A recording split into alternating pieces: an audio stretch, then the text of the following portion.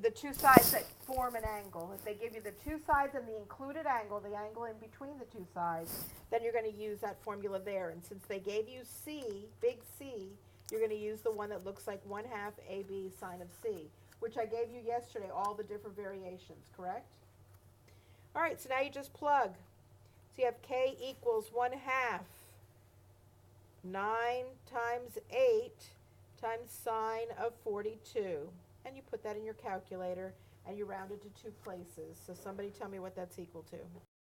So if we have two sides and an included angle, we're going to use the formulas like the ones above, and there's three different ones. There's the 1/2 BC sine of A, 1/2 AB sine of C, and the other one would be 1/2 AC sine of B. But since this one gave us a big C, we have to use the one in the middle. We put it in our calculator. It's 24.09 rounded to two places. So that's what you use for two sides and an included angle. Got it? If they give you two angles and a side, first of all, you can find the third angle. Can everybody find me that third angle? 100. Okay. And that one, you don't have two sides, so you cannot use the one we just used, because the one we just used needed the two sides. So we're going to use that other one, which is 1/2. Let's see. We have all three angles, and we have C. So we have to use 1/2 C squared, and then sine of A, sine of B, and sine of big C. We have all three angles. We can plug that into that fraction, right? And we have C. We only have one side, so we have to use the ones that are in that format. Do you see how you're going to pick your formula? You have to see what they give you, and you have to figure out which one you need. So this is two angles and a side. If they give you two angles, you can find the third angle, and now you plug in. It would be 1/2 15 squared sine of 22 times sine of 58 over sine of 100. Be careful when you're keying this in. I would almost do this first, divide by this, get that ugly number, then multiply it by this, and then multiply it by that. So the area of this is 36.29 square units. So you key it in carefully. And Hero's formula is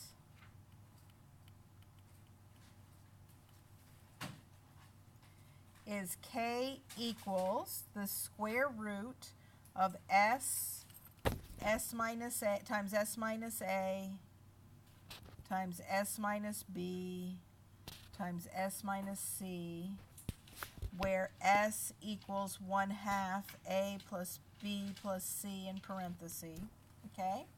And this is if they give you use when they give you three sides, okay? Let's draw our triangle, and we have A, B, C, and let's say we have a 9, a 10, and an 11. Okay? So you have to find The first thing you have to do is find S, and S is 1/2 times 9 plus 10 plus 11, which is, I believe, 15. Somebody check me on that. Plug that S into the formula. K equals the square root of 15, and then it's going to be 5 times 15 minus the first guy, and 15 minus the second guy, and 15 minus the third guy. Do not put the radical in your calculator. Put the guts of the radical in first, and then find the square root of that answer. It's much easier, and you make less mistakes. So let's put the 15 and the 15 minus 9, 15 minus 10, and 15 minus 4 in our calculators. So when you put the guts of the radical in the calculator, you get 1800. Yes. So K equals the square root of 1800, and I round to two places, 42.43 units squared. I find this formula quite fascinating because it's kind of cool the way that works, that you can find that S and then put it in with all the sides and it works.